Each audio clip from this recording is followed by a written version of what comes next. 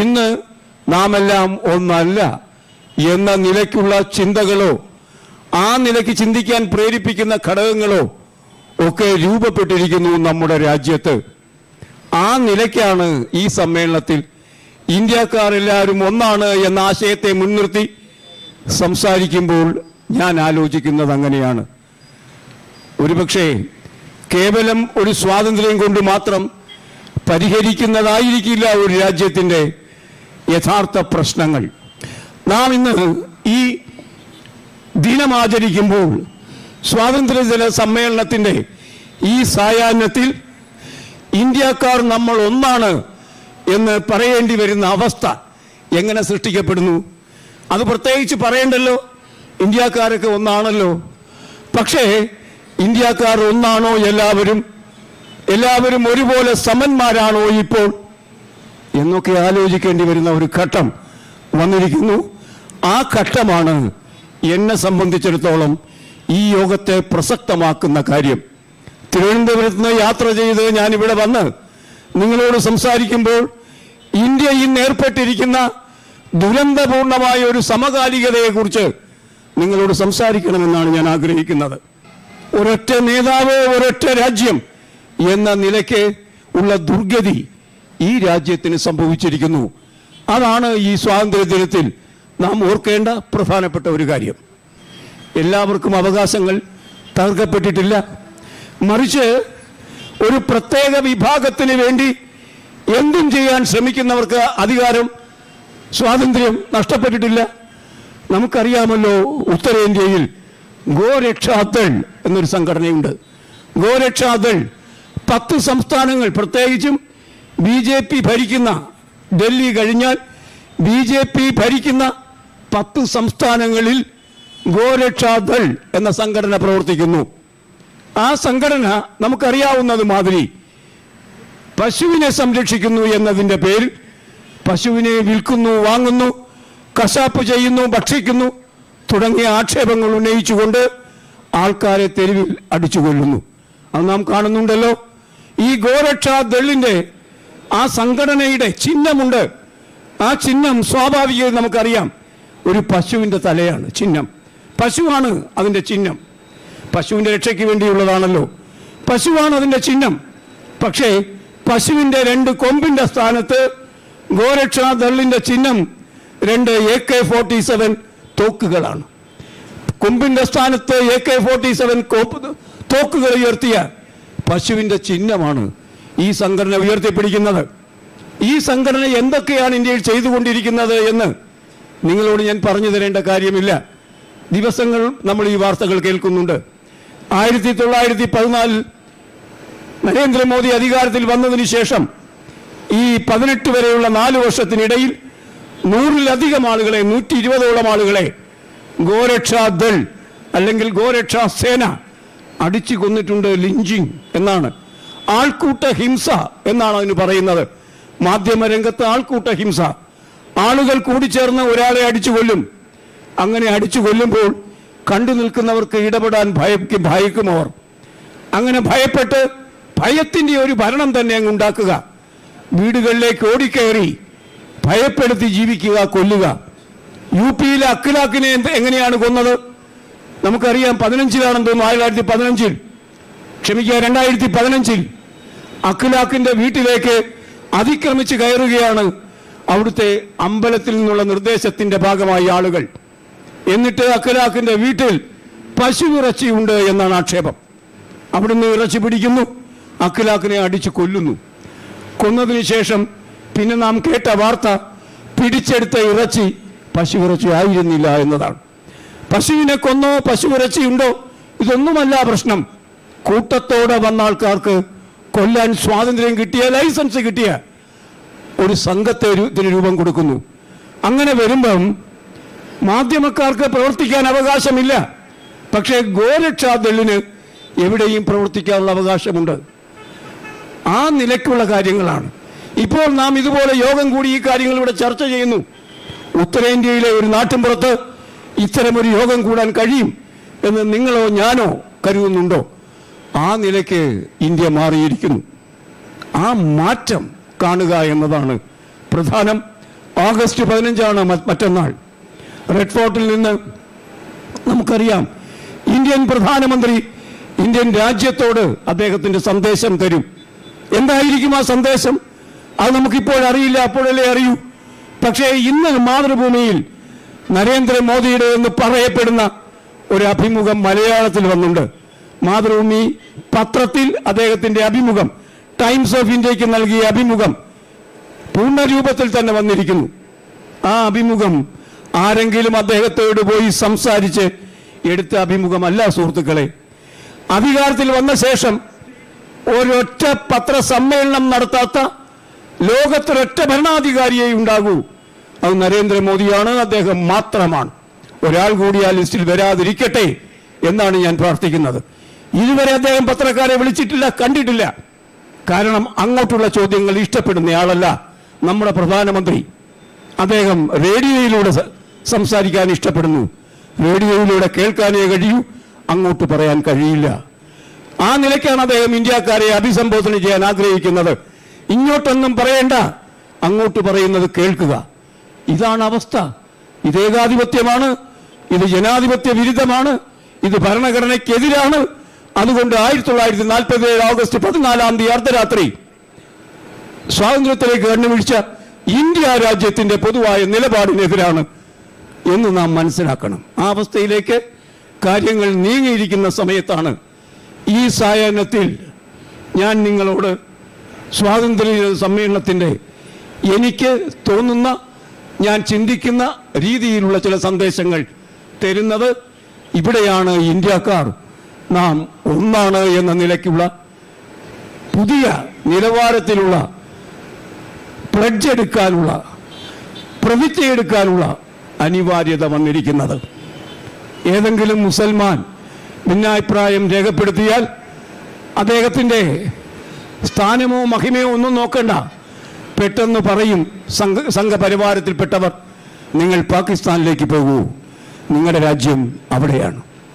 പാകിസ്ഥാനിലേക്ക് പോകൂ നിങ്ങളെന്ന് പറയുമ്പോൾ ഇന്ത്യ ഹിന്ദുസ്ഥാനാണ് എന്നാണ് അവർ പറയാതെ പറയുന്നത്. അല്ല സുഹൃത്തുക്കളെ, ഇന്ത്യ ഹിന്ദുസ്ഥാൻ അല്ല. പാകിസ്ഥാൻ രൂപം കൊള്ളുകയും മതരാഷ്ട്രമായി മാറുകയും ചെയ്തിട്ടും ഇന്ത്യ അങ്ങനെ ആയില്ല. ഇന്ത്യ ഹിന്ദുമതത്തിന്റെ ഒരു ആസ്ഥാന സ്ഥലമോ ഒരു രാഷ്ട്രമോ അല്ല, മറിച്ച് ഒരു ജനാധിപത്യ സംവിധാനമാണ്. ആ ജനാധിപത്യ സംവിധാനത്തിന് കീഴിൽ നിങ്ങൾ പാകിസ്ഥാനിലേക്ക് പോകൂ എന്ന് ഒരാൾക്ക് മറ്റൊരാളോട് പറയാനുള്ള അവകാശമില്ല. പക്ഷെ പറയുന്നു എന്ന് മാത്രമല്ല, ഗോ രക്ഷാദൾ അഴിഞ്ഞാടുന്നു. പറയുകയല്ല ചെയ്യുന്നത്, മറിച്ച് പ്രവർത്തിക്കുന്നത് എങ്ങനെയെന്ന് എനിക്ക് നിങ്ങളോട് പറയേണ്ടതില്ല. ഗോരക്ഷാസേന പൊതുജന സമൂഹത്തിലാണ് ആൾക്കാരെ അടിച്ചുകൊല്ലുന്നത്. പട്ടാപ്പകൽ അടിച്ചുകൊല്ലുന്നതിന് അവർ പശുവിനെ കടത്തിയെന്നോ പശുവിനെ കൊല്ലാൻ കൊണ്ടുപോകുന്ന ഒരു നുണ പറഞ്ഞാൽ മാത്രം മതി.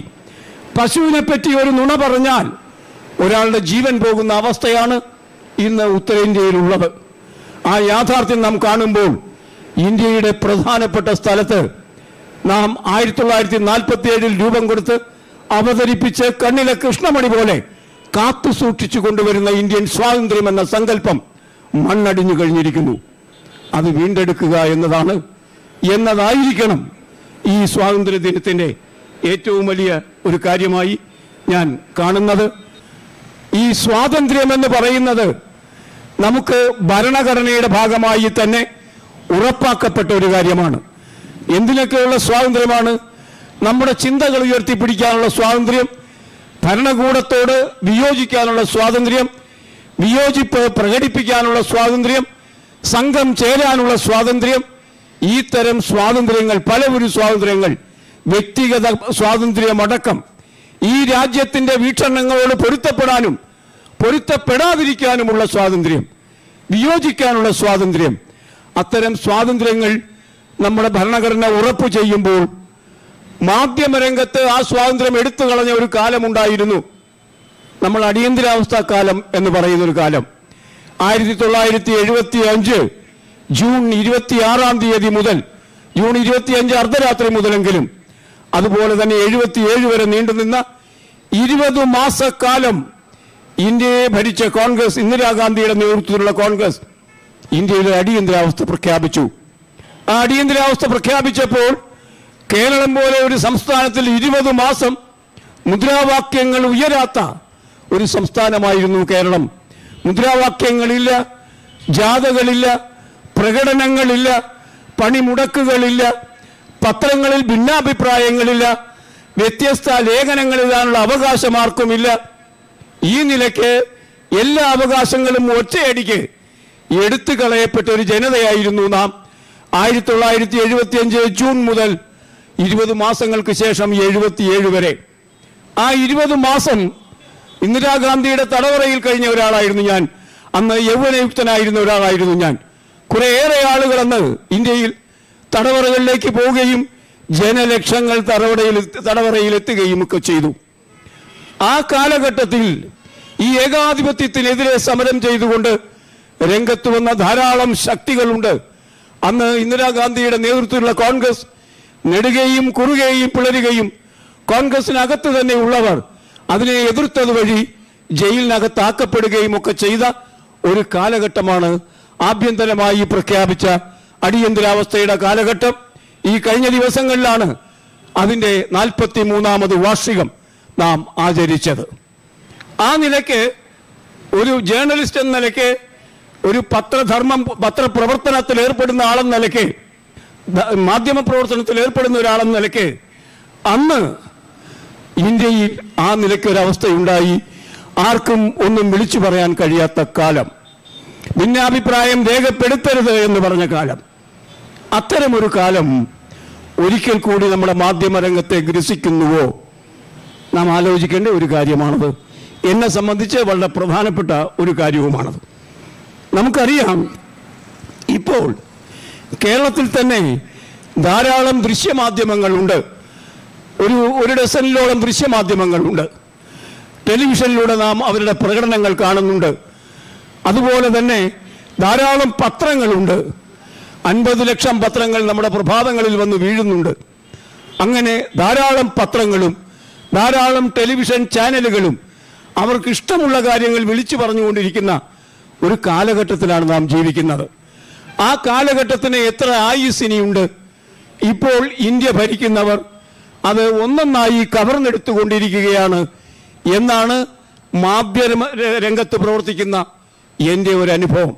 സ്വാതന്ത്ര്യത്തെക്കുറിച്ച് സംസാരിക്കുമ്പോൾ ആ സ്വാതന്ത്ര്യ ധ്വംസനത്തെക്കുറിച്ച് കൂടി നമുക്ക് ആലോചിക്കേണ്ടി വരുന്നു. ഈ കഴിഞ്ഞ കുറച്ച് ദിവസങ്ങൾക്ക് മുമ്പ് അമൃത ബസാർ പത്രിക എന്ന കൽക്കത്തയിൽ നിന്ന് പുറപ്പെടുവിക്കുന്ന ഒരു പത്രം, ആ പത്രവുമായി ബന്ധിപ്പിച്ച് ആനന്ദ ബസാർ പത്രിക എന്ന മറ്റൊരു പത്രം. അമൃത ബസാർ പത്രിക 1870 ആരംഭിച്ചതാണ്.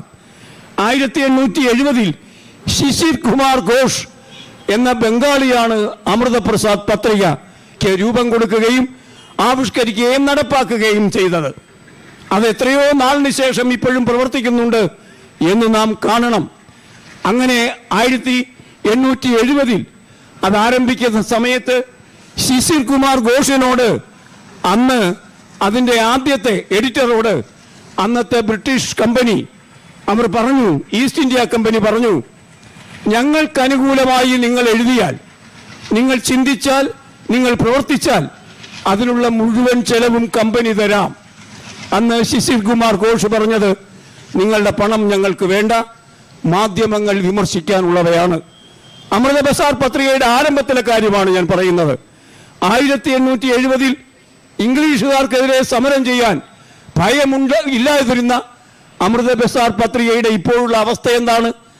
ആ പത്രമുത്തശ്ശി ദരിദ്രമായൊരു സാഹചര്യത്തിൽ ഇപ്പോൾ ഈ അമൃത ബസാർ പത്രികയുടെയും ആനന്ദ ബസാർ പത്രികയുടെയും തുടർച്ചയായി വന്നിരിക്കുന്ന ABP നെറ്റ്വർക്കുണ്ട്. അമൃത ബസാർ പത്രികയുടെ നെറ്റ്വർക്കാണ്. അവരുടെ നെറ്റ്വർക്ക് എന്ന് പറയുമ്പോൾ അവരുടെ ഒരു ദൃശ്യമാധ്യമമാണ്, ഒരു ടെലിവിഷൻ ചാനലാണ്. ആ ചാനലിൽ അടുത്ത കാലത്ത് 2 പ്രമുഖരെ പിരിച്ചുവിട്ടു. മാധ്യമത്തിൻ്റെ മേധാവികൾ അവരുടെ ജീവനക്കാരെ പിരിച്ചുവിടുന്നത് മനസ്സിലാക്കാവുന്നൊരു കാര്യമാണ്. ഞാനും ഒരു മാധ്യമത്തിൽ പ്രവർത്തിക്കുന്നയാളാണ്. എന്നെക്കൊണ്ട് പ്രയോജനമില്ലെന്ന് കണ്ടാൽ അവരെന്നെ പിരിച്ചുവിടുവാൻ കാരണവും പറയും, അവകാശങ്ങളും തരും. ഇവിടെ 2 പേരെ ഒരു സുപ്രഭാതത്തിൽ പിരിച്ചുവിടുന്നു. പിരിച്ചുവിടുന്നതിന് കാരണം പറഞ്ഞത് വിചിത്രമാണ്. ഡിമോണിറ്റൈസേഷൻ നടന്നല്ലോ.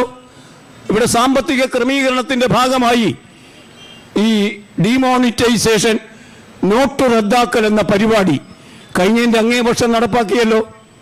ആ പരിപാടിയുടെ ഭാഗമായി ഇന്ത്യയിലെ ഇടത്തരം ചെറുകിട വ്യവസായങ്ങൾ പൂർണ്ണമായും തകർന്നു. അതാണ് സത്യം. ആ നിലയ്ക്ക് അന്തർദേശീയ നിലവാരത്തിൽ തന്നെ ഇതൊരു മണ്ടൻ പരിപാടിയായിരുന്നു എന്ന് അഭിപ്രായങ്ങൾ ഉയർന്നു വന്നപ്പോൾ നരേന്ദ്രമോദി പ്രധാനമന്ത്രി അദ്ദേഹം ഛത്തീസ്ഗഡിൽ നടത്തിയ ഒരു പ്രസംഗത്തിൽ പറഞ്ഞു, അതൊക്കെ നുണയാണ്, മനുഷ്യർക്ക് വലിയ നേട്ടമുണ്ടായി ഈ നോട്ട് നിരോധനം കൊണ്ട് എന്ന് അദ്ദേഹം അവകാശപ്പെട്ടു. അതുകൊണ്ടും തീർന്നില്ല. ഛത്തീസ്ഗഡിലെ ഒരു ഉൾനാടൻ ഗ്രാമത്തിലെ ഒരു സ്ത്രീയെ അദ്ദേഹം അവതരിപ്പിച്ചു. സ്റ്റേജിൽ അവതരിപ്പിച്ചിട്ട് പറഞ്ഞു, ആ സ്ത്രീ പറയും, നിങ്ങൾ കേൾക്കൂ, ഈ സ്ത്രീ പറയും സത്യം. അത് മുഴുവൻ ചാനലും കാണിക്കുകയാണ്. അങ്ങനെ കാണിച്ചുകൊണ്ടിരിക്കുന്ന ആ ചാനലിൽ ആ സ്ത്രീ പറഞ്ഞു, എൻ്റെ വരുമാനം ഇരട്ടിയായി നോട്ട് നിരോധനത്തിന് ശേഷം എന്ന് പറഞ്ഞ ഒരു സംഭവം ഉണ്ടായി.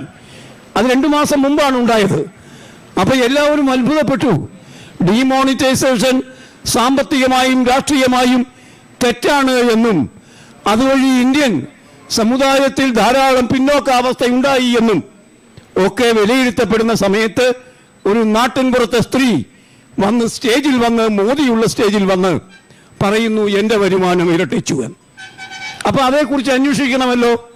അമൃത ബസാർ പത്രികയുടെ 2 പത്രക്കാർ, അമൃത ബസാർ പത്രികയുടെ അല്ല, ഈ അമൃത ABP എന്ന ന്യൂസ് ചാനലിൻ്റെ, അമൃത ബസാർ പത്രികയുമായി ബന്ധപ്പെട്ട ന്യൂസ് ചാനലിലെ 2 ആളുകൾ അതേ സംബന്ധിച്ച് അന്വേഷിക്കാൻ ആ സ്ത്രീയെ അന്വേഷിച്ച് പിടിച്ച് അവിടെ ചെന്നു.